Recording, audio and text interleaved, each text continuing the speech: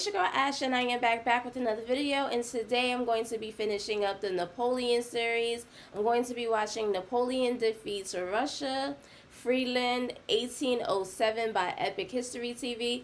If you guys would like to check out my other Napoleon videos, the link will be up at the top. And if you guys haven't subscribed already, what are you waiting for? Hit that red button so you could be a part of the family. Don't forget to give your girl a thumbs up. Enough of me talking, let's get straight into this reaction.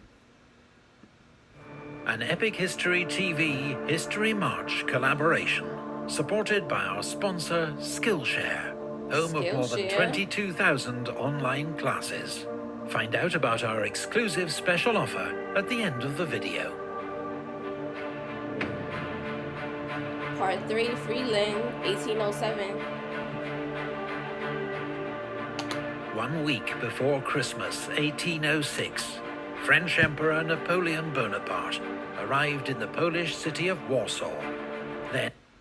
Okay, sorry to pause, but I wonder if his army, his soldiers, I wonder if they feel some sort of a way. Now it's getting towards the holidays. I wonder if they're tired, they're exhausted, and I wonder if at this point, you know, sometime, I wonder if his soldiers or someone is going to try to betray him, or I wonder if they're going to they start speaking their minds as far as, like, you know, missing back home and missing their families. Comment down below and let me know. And part of Prussia. A year had passed since his great victory over the Austrians and Russians at Austerlitz, and 2 months since he'd hammered the Prussians at Jena. They really didn't. But Russia still had powerful forces in the field, the most important of which was the Russian First Army, commanded by General Bennigsen. Napoleon would not be master of Europe until it was defeated, and Russia and Prussia forced to make peace. Wow. But that winter, Napoleon's first attempt to trap Bennigsen near Pultusk got bogged down in thick Polish mud. The Russians withdrew to Białystok. The French army, half-starved and frozen, was ordered into winter quarters. While in Warsaw, Napoleon began a famous affair with a young Polish noblewoman, Marie Walewska. She's pretty. In the late 18th century, the once mighty Polish-Lithuanian Commonwealth had been swallowed up by its neighbors, Russia, Austria, and Prussia, in a series of annexations known as partitions. Until in 1795, a third and final partition wiped Poland off the map. Oh, wow. Now, Polish patriots looked to Napoleon as their savior, praying that his victories against their occupiers would lead to the rebirth of a Polish state. They wanted to bring it back. Marie Walewska became Napoleon's mistress in order to further this cause. She said by any means necessary. So if she has to sleep with him on the side, so Poland can get back to where it was, she gonna have to do what she have to do. Okay. Ordinary French soldiers, however, had little love for Poland. It was impoverished, freezing, and they missed home. Uh-oh. Desertion rates soared. There were even 100 cases of suicide. Wow. I wonder how Napoleon felt about that, about his soldiers committing suicide. And yeah, they're not, it seems as if they're not used to that type of cold over that way. That's very devastating, you know. I wonder how he felt about that. That had to weigh on him, had to. Marshal Ney, commanding 6th Corps, sent patrols towards Heilsberg, looking for better quarters. What they found were Russian and Prussian soldiers on the move. They'd stumbled into a surprise winter attack by Bennigsen. Napoleon quickly laid a trap for the Russian army, ordering Ney and Bernadotte to retreat and lure Bennigsen west, while he led the rest of the army north to fall on his flank and rear. Oh, wow. So is he trapped? But the Russians captured a French courier carrying the Emperor's orders to Marshal Bernadotte. Bennigsen, now warned of the trap, ordered a retreat, fighting a series of rearguard skirmishes against the pursuing French.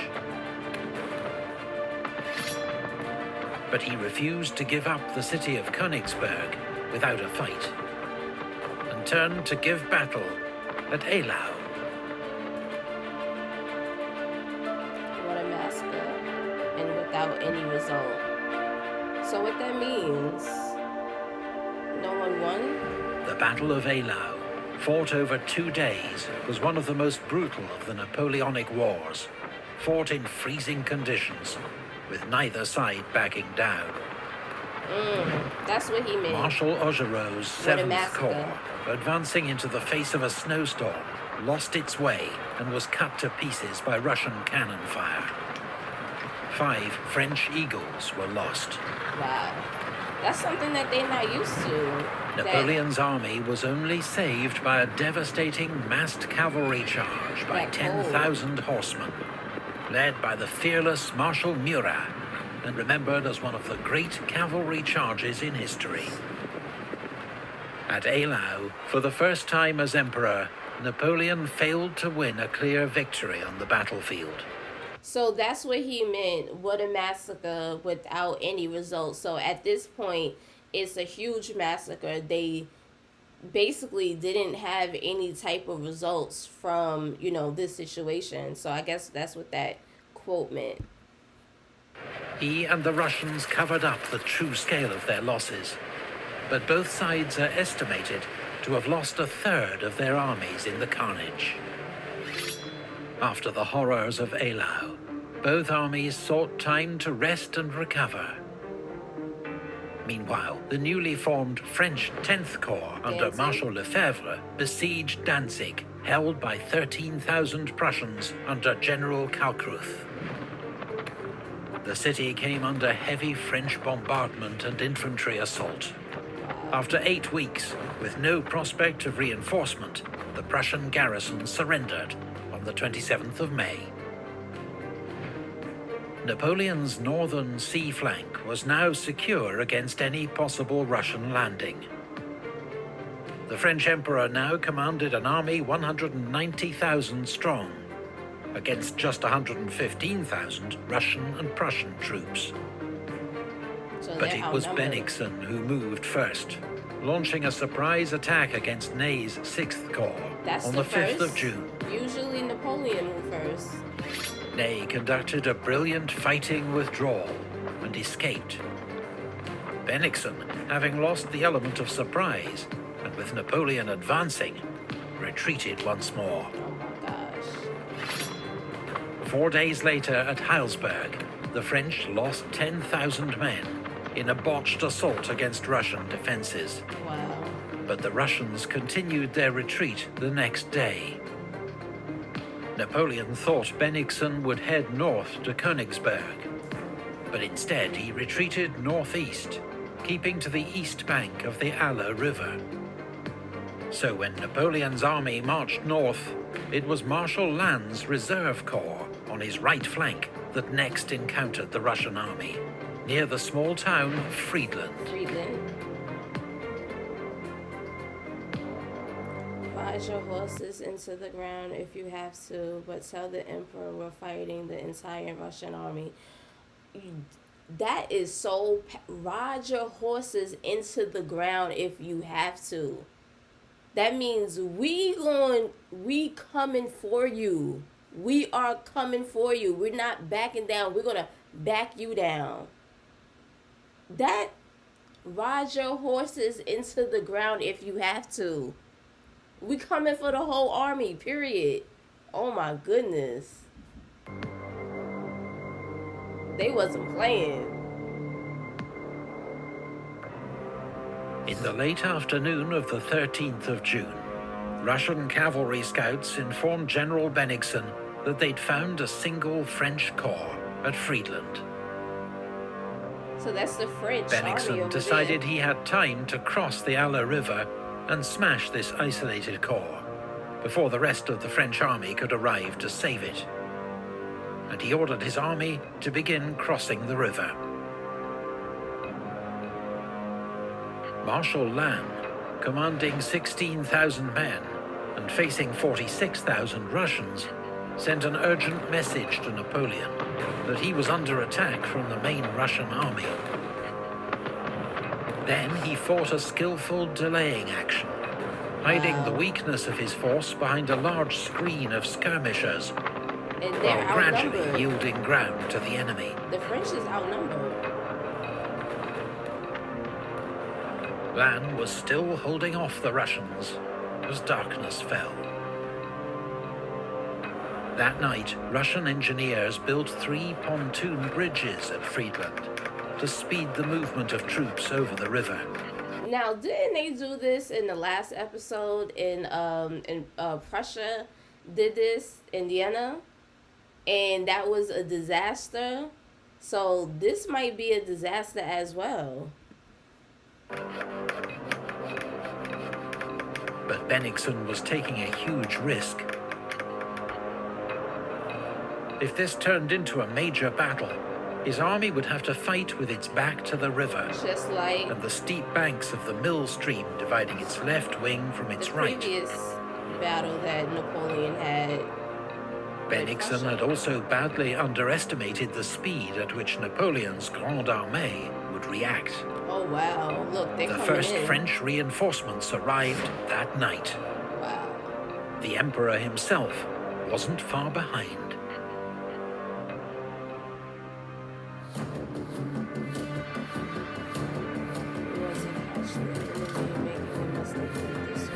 We won't catch the enemy making a mistake like this.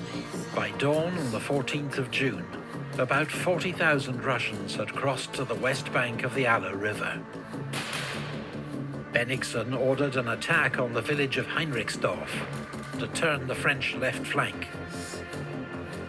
But French cavalry reinforcements, led by General Grouchy, intercepted the Russians.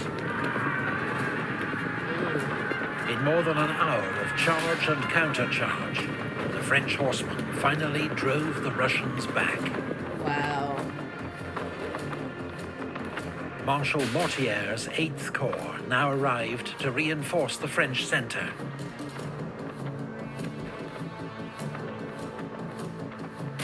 In Sortlac Wood, General Oudinot's elite Grenadier Division fought stubbornly against Prince Bagration's left wing, but was outnumbered by the Russians and gradually pushed back.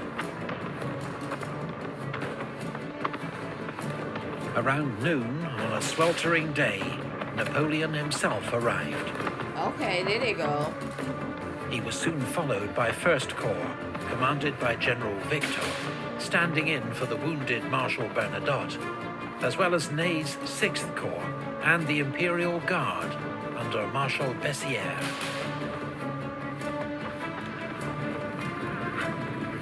The date, the 14th of June, held special significance for Napoleon.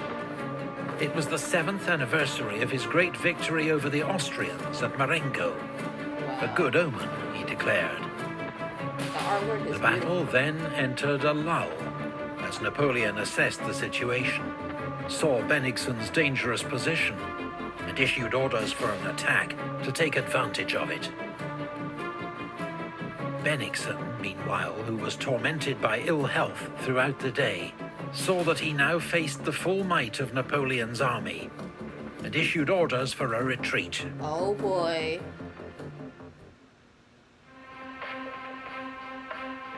This is the objectives. Advance looking neither right nor left. Bore into the thick mass. Course what it may.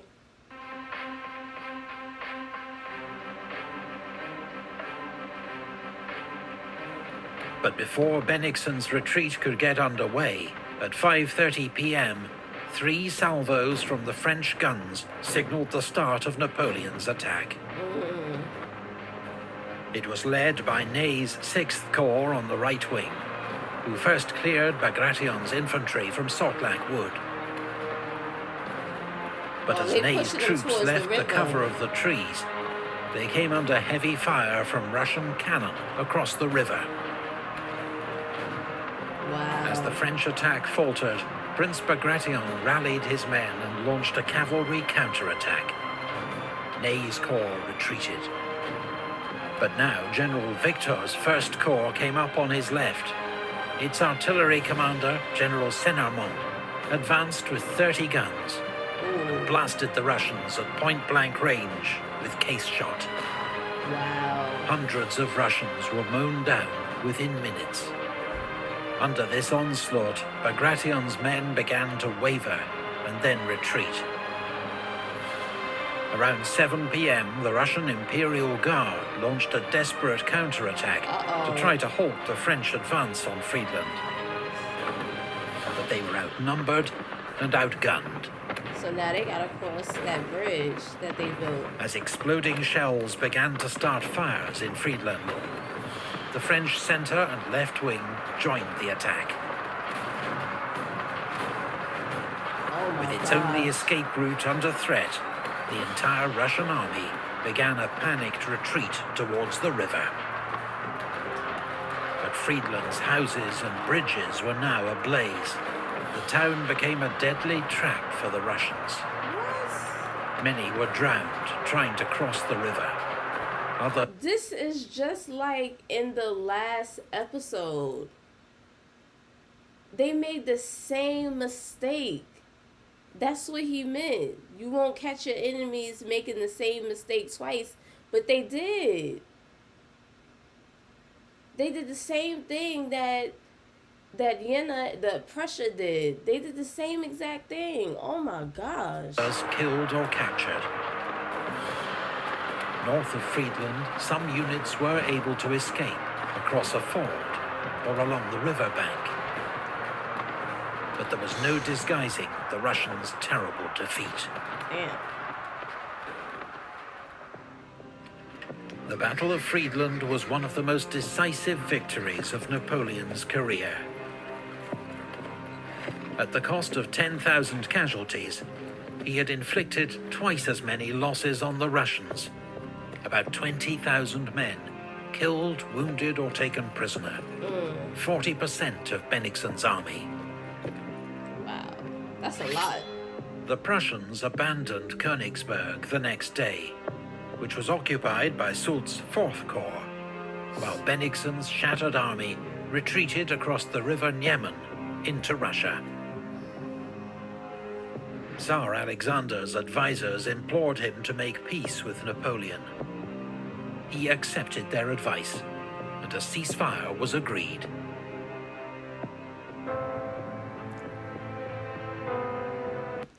Perhaps I was the happiest because I found myself victorious.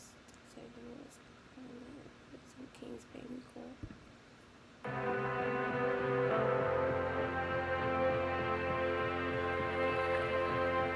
Alexander and Napoleon met for the first time aboard a raft in the middle of the river Niemen.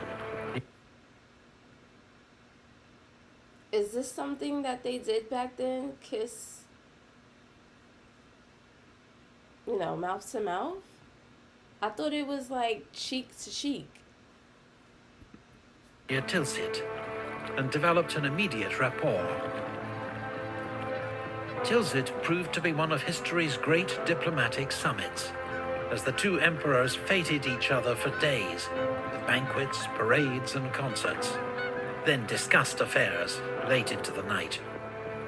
A friendship of sorts developed, while Russia's former ally, King Frederick William of Prussia, was left out in the cold. Wow. And it was Prussia who would lose most in the treaties of Tilsit, signed 2 weeks later. 1/3 of Prussian territory was taken away to create the new Kingdom of Westphalia, to be ruled by Napoleon's 22-year-old brother, Jerome, and the Duchy of Warsaw, to be ruled by the King of Saxony, which Polish patriots hoped would prove a stepping stone on the road to their own state. Polish troops were recruited into the Grande Armée, with Polish lancers even forming part of Napoleon's elite Imperial Guard. Russia only had to give up the Ionian Islands, as Alexander accepted an alliance with Napoleon that left the French Emperor master of Europe. Alexander even agreed to join the continental system, Napoleon's economic blockade of Great Britain, which banned British ships and goods from all French-controlled ports. Oh, wow. The system had been established the previous winter by Napoleon's Berlin Decree. Napoleon hoped that by cutting off British trade with Europe, he'd cause financial chaos and political upheaval in Britain, allowing him to make a favourable peace. There was just one problem. Like the British. The continental system didn't work.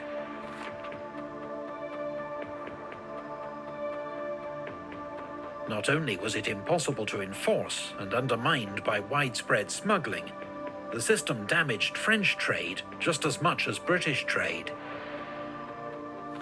The decisive weapon in this economic war would prove to be the British Royal Navy, which that summer ensured its continued naval dominance by launching a preemptive strike against the neutral Danish fleet at Copenhagen, capturing their warships before they could fall into Napoleon's hands. Wow.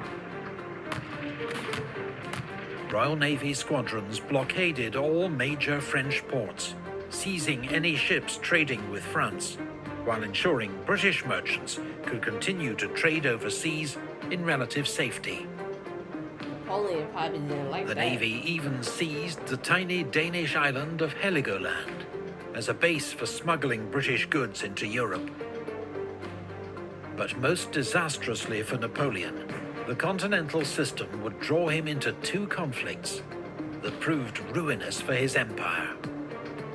The first would be fought in the Iberian Peninsula, where Napoleon Portugal, decided to Spain. force Britain's ally, Portugal, to join the continental system. In November 1807, French troops, supported by their Spanish ally, invaded the country. The Portuguese royal family fled to their colony of Brazil as the French occupied Lisbon without a fight. It looked as though Napoleon had won yet another easy victory. But the Peninsular War was just beginning. Wow. Thanks to our sponsor, Skillshare, for supporting this video.